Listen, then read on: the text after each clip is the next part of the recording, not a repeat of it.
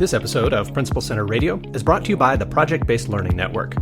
Dr. Amy Bader, the director, is a professional curriculum writer and the leading expert on standards-based PBL. She trains teachers how to write high-quality PBL units in the Project-Based Learning Curriculum Developer Certification Program, and she teaches leaders how to implement successful PBL initiatives in the Project-Based Learning Instructional Leader Program. Learn more at principalcenter.com/PBL.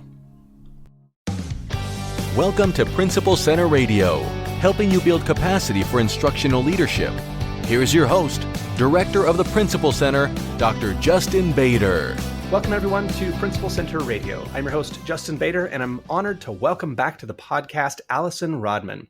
Allison is the founder and chief learning officer of The Learning Loop and is an ASCD faculty member. Her work focuses on adult learners, and she's written for Educational Leadership, Education Week's Classroom Q&A, and Edutopia. Allison brings experience as a teacher, instructional coach, school leader, director of teaching and learning, director of professional learning, and school board member. She is the author of Personalized Professional Learning, a job-embedded pathway for elevating teacher voice, which we've previously talked about on Principal Center Radio. And she's the author of the new book, Still Learning, Strengthening Professional and Organizational Capacity, which we're here to talk about today. And now, our feature presentation. Allison, welcome back to Principal Center Radio. Thank you so much, Justin. It's wonderful to be back. Well, I'm excited to talk about the new book, and I wonder if you could start by just telling us a little bit about what you saw happening in the field that prompted you to write this book. Certainly. So when the first book, as you noted, came out in 2019, I found that leaders came out in a few different groups, right? In response to that particular work. Some said, this is exactly what we need. We're ready to take it to the next level. Can you start working with our teacher leaders and our building leaders to make them stronger facilitators so we can really put this personalized professional learning work into place? And then others quite transparently came out and said, we fully support this idea of personalized professional learning. We just don't have the learning culture yet to make it happen. We need folks communicating stronger together. We need, better team dynamics. And we also need the adults in our building to recognize that part of their role is to be constant learners and model for our students. So that really inspired and sort of prompted this next work. And then, as I'm sure you can imagine, with all of the shifts that we had in the field of education and beyond over the past several years, it were a lot of rewrites and reconfigurations as I continued to kind of keep a pulse on what was happening within our schools, both at the leadership as well as the teacher levels. So this book came out, just a few months ago, and it's been really exciting to see educators in all parts of the system dig in and really absorb it into their practice. Allison, you say early on in the book that, we've been paying a lot of attention to student SEL and to different aspects of student development that we often overlook when it comes to the adults in the building. Why do you think that is, that we overlook the needs of adults? And what do you hope that we can start to pay more attention to as a result of your book? So one of the things I find somewhat ironic in our field is that we are committed to learning, right? And if you ask most educators why they do what they do, it's for our students. That's what gets us out of bed in the morning. It drives everything that we do. But we also have a responsibility to continue that learning ourselves. And I think sometimes that gets missed in the mix of things, that schools should, be a model, not just of student learning, but also adult learning, both within and beyond the field, that other industries should be looking to us as sort of these model learning ecosystems. Yet because of the way many of our structures and systems are set up, the adults in our spaces are stretched so thin that there's not that time for their own pause, reflection, and learning along the way. So I think just by default, our tendency has been to focus on the academic skills as well as the social emotional learning with our students and not pay that same level of attention to the adults for a variety of different systemic as well as bandwidth challenges. I wonder if we could paint a little bit of a picture of what some of that learning can look like, because I think back to my experience as a new teacher and climbing that very, very steep learning curve that, just even basic competence is a struggle right out of the gate, right? Just getting the workload and the routines and, just getting your feet under you as a teacher is certainly a challenge. And there's a huge amount of relief that comes with getting that stuff figured out. Like I can really remember just the drop in my stress level as I started to get my feet underneath me as a new teacher. And I think for a lot of people, there is the perception that once you have figured things out, you should kind of settle in and, obviously that's a very different perspective than you're talking about in the book, but Help us think about what development looks like beyond that kind of initial competence. I'm no longer struggling. I remember the lurching from one thing to another in my first months and years of teaching, like, oh, this thing will save me. Oh, this other thing will save me. And finding that place of stability was, again, a huge relief. So what does it look like to continue to grow and learn after you've achieved a measure of stability in your career as an educator? I think there's a need to make a distinction between settling in and stability and intentional pause and refinement. So the title of the book, Still Learning, was selected in collaboration with some wonderful thought partners in my network that I've had an opportunity to collaborate with. And we wanted to, in the title, communicate the idea that, yes, it's our responsibility as educators to be continuous learners, right? That continue to evolve, to refine our practice.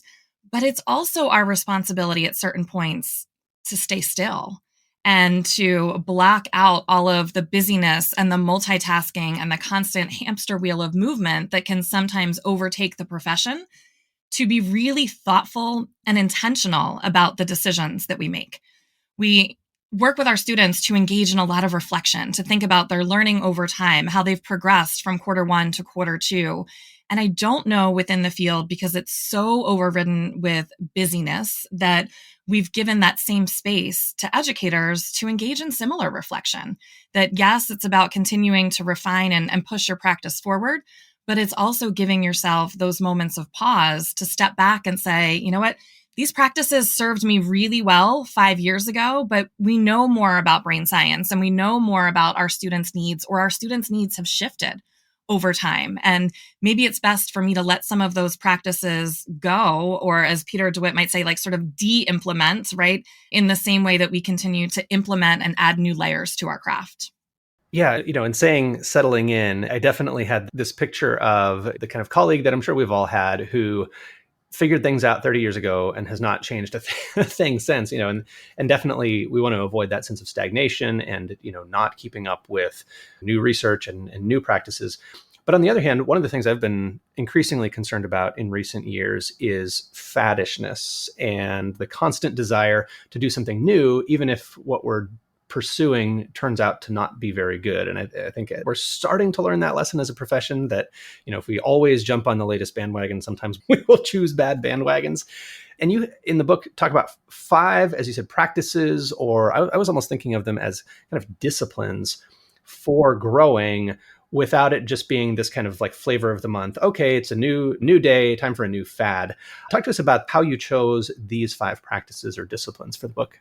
Certainly. And I love that you brought up this idea of fad or flavor of the week, right? Because I think we make 2 mistakes in education in that particular professional learning space. Is one, we're always switching, as you noted, right? We're kind of like going after that next bandwagon or that next shiny ball that's in the profession, or we don't take the bandwagon long enough, right? So we might have picked the right wagon and we, present the idea to our staff, but because adults struggle with change sometimes, when things get a little bit challenging, we assume that it was the wrong one and we sort of abandon that practice before really seeing it through from a place of consistency and continuity. So, there's that challenge. But then also beyond sort of the faddishness of being able to kind of find the next thing, we need to, as you noted, engage in consistent disciplines, right? So to be able to understand ourselves as learners, one another as learners, and our learning community in a way that enables us to adapt and respond to changing needs of our students,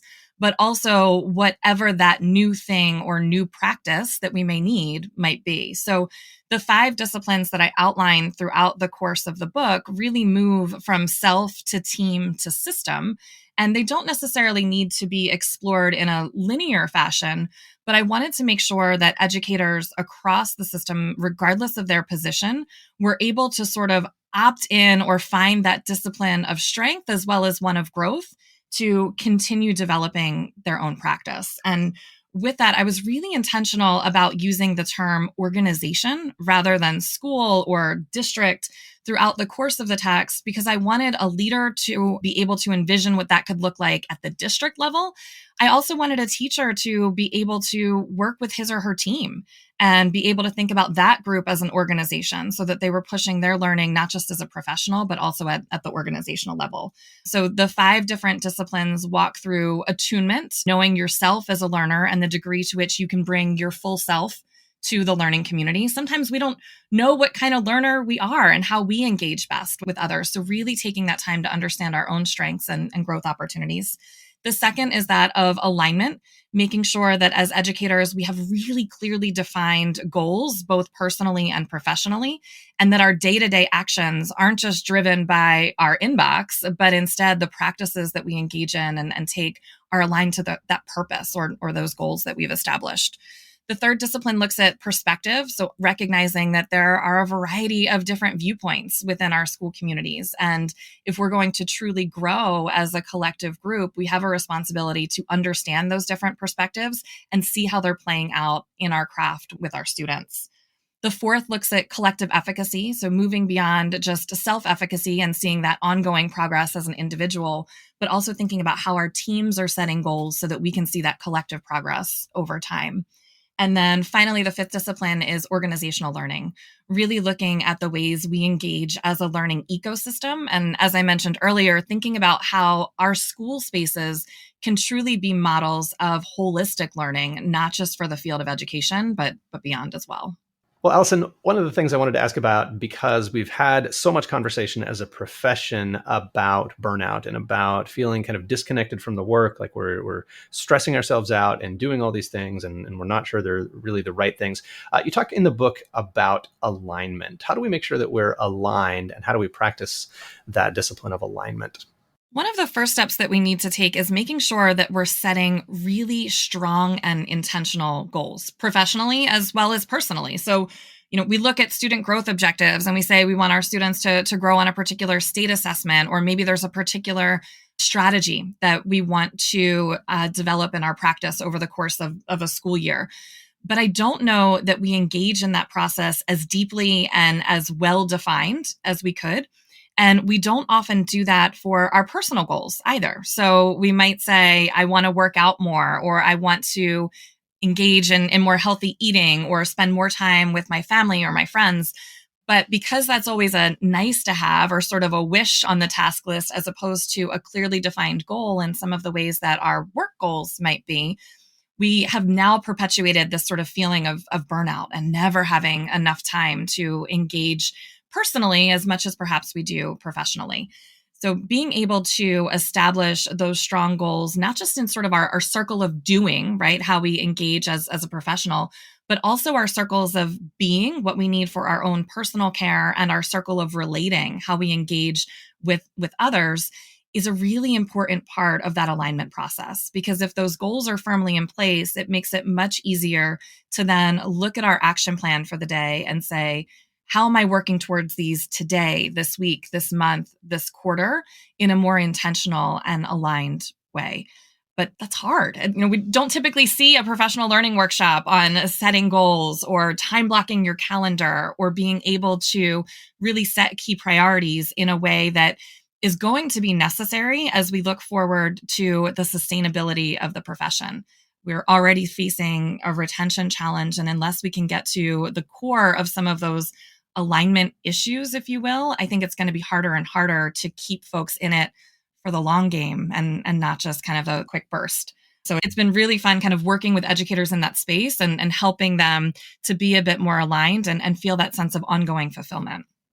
A big piece of that to me seems to be what we say no to, right? Like if we think about setting goals seem like more things on the to-do list, longer lists, more that we can't get to. But if I'm understanding what you're saying correctly, this is much more a matter of being choosy about the things that we put on those lists and being focused and being disciplined so that we're not trying to do everything. We're not constantly burdening ourselves with guilt about all the things that we're not doing, but we're being intentional about the things that we are doing because they're the things that we value the most. Is that the idea? That's absolutely right, Justin. And ironically, a friend of mine painted a watercolor for me that hangs in my office just a couple of years ago. And it says, if it's not a joyful yes, it's a no. And I think we need to give one another and ourselves permission to not be constantly voluntold into all of the next things, but instead be thoughtful about what we're saying yes to and what we're showing up for. So one of the things that I include in this particular chapter of the book are some key prompts and key phrases that are still respectful and professional for educators to converse together, but say, I don't have time for this right now, but I can perhaps get to it next week. Or there's not space among my current priorities to address that. What would you like me to stop doing in order to move this into the realm of my actions for this week? So being very respectful, but also transparent about what our capacity is so that we're focused on the goals for ourselves, but then also the right goals for our organization. Because it's absolutely right. A big part of this work is saying no thoughtfully as much as we say yes and set up those filters for ourselves. Yeah, and I think that's such an important skill for people in an organization to be able to say to the people who are above them in the hierarchy, remember, here are all the things that we're committed to, here are all the things I'm doing. And, what do you want me to stop doing? Or how does this fit with what we're already doing? Because there's a tendency for senior leaders to constantly shop for new things, to constantly identify new priorities, and forget that the work of implementing, yesterday's priorities, in some cases, literally yesterday or maybe the last school year, all of that work is still ongoing for the people on the front lines, even if senior leadership has already written the check. It came out of last year's budget, so it feels kind of ancient history. But as you said earlier, it's not just a matter of choosing the right bandwagons to jump on and being judicious about that. It's about staying on them long enough to see the results that we're looking for, because often those results are not instantaneous. They really take some sustained work. So help us think about some of these disciplines at the organizational level. And the fifth practice that you talk about, echoing some language from Peter Senge and his book, The Fifth Discipline, is all about organizational learning. How can we get smarter as organizations about developing people and giving the people the conditions under which they're not just constantly lurching from fad to fad, but really can engage in some reflective and sustained development work? Discover the power of data-driven instruction in your school with IXL. IXL is the most widely used online learning and teaching platform for K-12. It gives you everything you need to maximize learning, from a comprehensive curriculum to meaningful school-wide data. And IXL's diagnostic is research proven to be a strong predictor of performance on standardized assessments, including NWEA MAP, STAR, and iLearn, just to name a few. The best part? Everything I just mentioned is all integrated into one platform, so you can simplify your EdTech tools.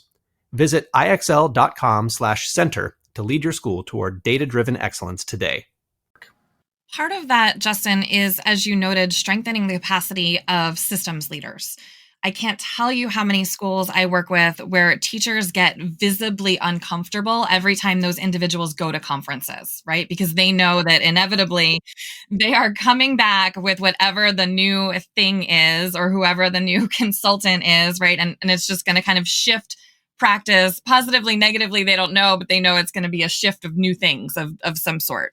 So being thoughtful with our leaders and helping them engage for the long term, not to say that we let go of practice, we don't let go of practices that aren't serving us well anymore, because we absolutely need to do that. But giving the practices that are in place time to flourish and time to be able to develop. And sometimes that means being that support system or that thought partner for systems leaders to reassure them, you know what, your staff is in the storming phase right now. It's just related to the shift or the change we're asking them to make. We need you to stay consistent and we need you to stay with this. Part of it is working with leaders around communication norms for their organization or their district, helping them better use calendars, be thoughtful about the emails that they're sending or not sending, and what the subject lines look like, who's copied, who's not, right? These sound like basic things, but they have a tremendous impact from district to school and then to teacher on the ways in which we operate effectively or ineffectively together. And then at an organizational level, once some of those foundational and core pieces are in place, being able to be thoughtful about the degree to which we're developing people to be deliberately developmental organizations, that we're not happy with just the status quo, but instead asking the tough questions and being willing to include all members in those conversations about what's really going to be innovative, what's going to meet our learners where they are, but then also push them to the next level for a society that, quite honestly, none of us really know what it's going to look like just yet, right? I was talking to a family member over the weekend, just even in the ways that basic things like grocery shopping have changed over time. I mean, I remember going to the grocery store and needing to write a check for my groceries because it was that or, a credit card. We didn't even have debit cards at that point. And now I share an app with the same login with my husband and our kids, and we all add to the grocery list. And then once a week, it gets delivered to the house, right? So that's a place we never could have imagined being in. And that's very much the case for education, that we've got to be willing to consistently dig in and ask those what if questions at the school and district level to make sure that we're preparing our staff members as well as our students for what's next.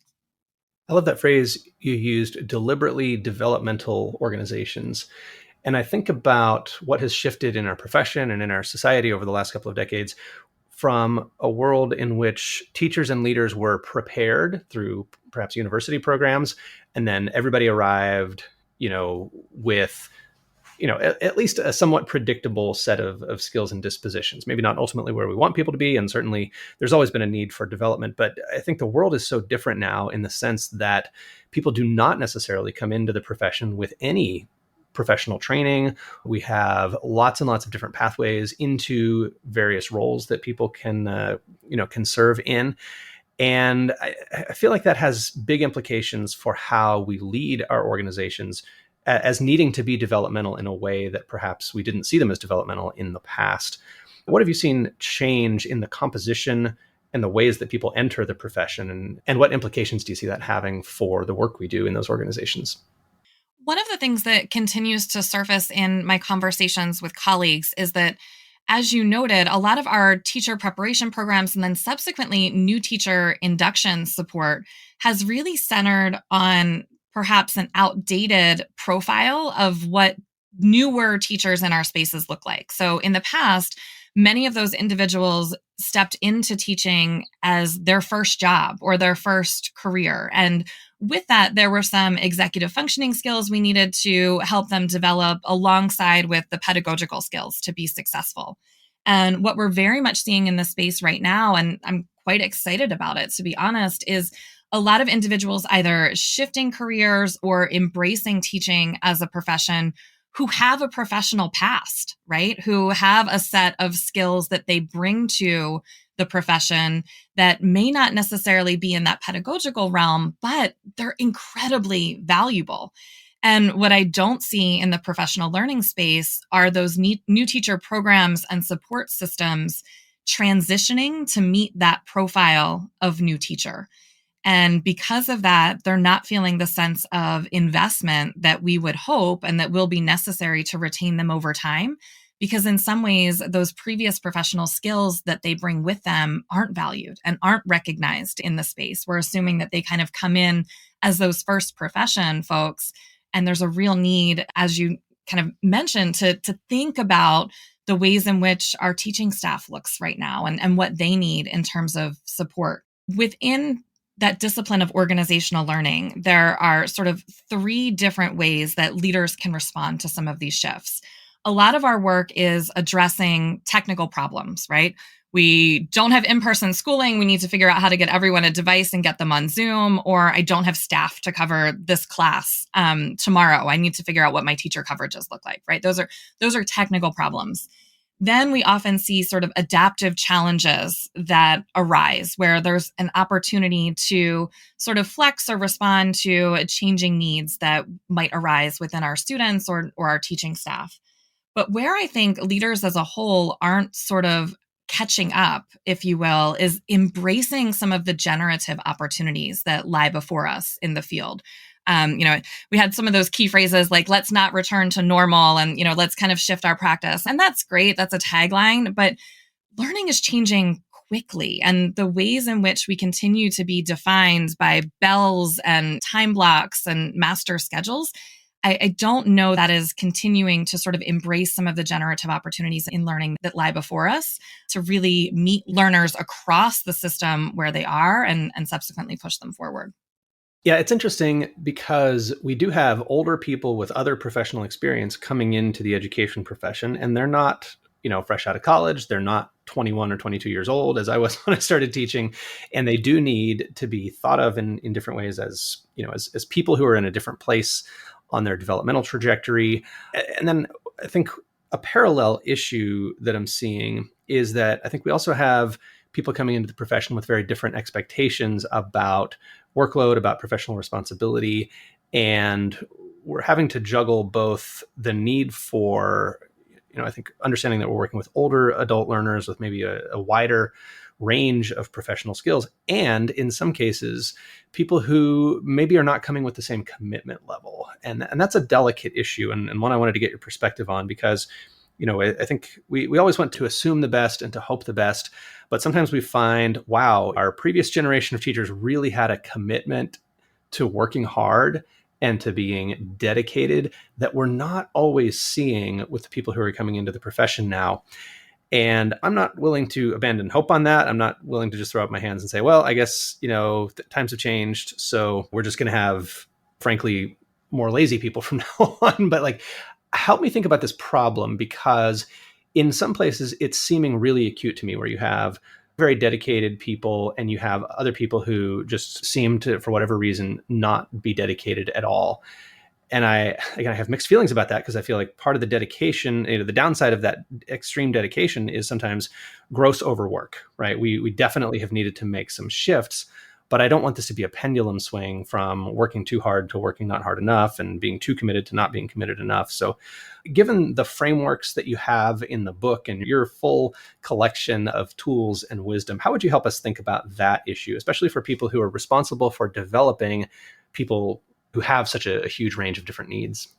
When we think about that challenge of commitment, I believe that it's sort of that distinction between showing up and being truly invested. And one of the responsibilities of leaders as a way to build that investment is to, first off, have a very clear vision, right? So as a board member, it's incredibly important to me in collaboration with the other board members, as well as with the superintendent, that we have a clear vision that drives not just the systemic decisions that are being made, but also the day-to-day ones. To be able to say, what, this bubbled up as a challenge, but it's not aligned with our vision. We're going to let it go. Because I think it helps folks be more committed if they see the vision is clear and we're staying true to that North Star, right? Being able to not just kind of waver and go with whatever the next thing is, but stay the course. And then with that vision, we also need to develop trust with our staff. And trust is often sort of that juxtaposition between strength and vulnerability. So being able to show our progress over time from a place of strength to say, this was our vision, this was our North Star, look how we have already progressed from point A to point B. I fully believe if we dig in and we work together, we can get from B to C and so forth. But that trust is also built through vulnerability. And I think sometimes leaders as well as teachers put up that facade to say, I've got it all together, everything's fine, we're kind of going with the flow, instead of saying, you know what, I need support here, or I need help, or this particular task or project is challenging for me. How can we bring others in so that we're continuing to stay true to that vision, but then also see our collective progress over time? And through those two things, the vision and the trust, I truly believe that commitment develops organically and deepens over time. But if we're continuing to kind of, go with the flow and just sort of move from one thing to the next, I don't know that commitment is always going to be there, right? People are going to see the profession as nothing more than, just a regular desk job in some ways, when, as we all know, this work requires so much more than that. And that's what makes it incredibly hard, but it's also what makes it incredibly joyful. Allison, I really appreciate what you said there about kind of as organizations earning that trust of having the vision, the discipline as an organization to show people like when you are committing to this profession and to this organization, you're committing to something that's coherent and that has a long-term plan and is not going to just kind of, jerk you around lurching from priority to priority, which, who would want to commit to that? So I appreciate the system level thinking and responsibility there. So the book is Still Learning, Strengthening Professional and Organizational Capacity. And Allison, knowing that a lot of this work is context specific and developmental, what are some of the best places for people to get in touch with you if they're interested in talking more about working together? One of the most exciting components of this book that I really worked in partnership with ASCD to develop is that embedded throughout the text, there are QR codes that lead you to a bank of downloadable and editable resources so that recognizing the differences in context, you can pick the pieces that are most salient for you and your learning community and be able to dig right in and get the tools as you need them.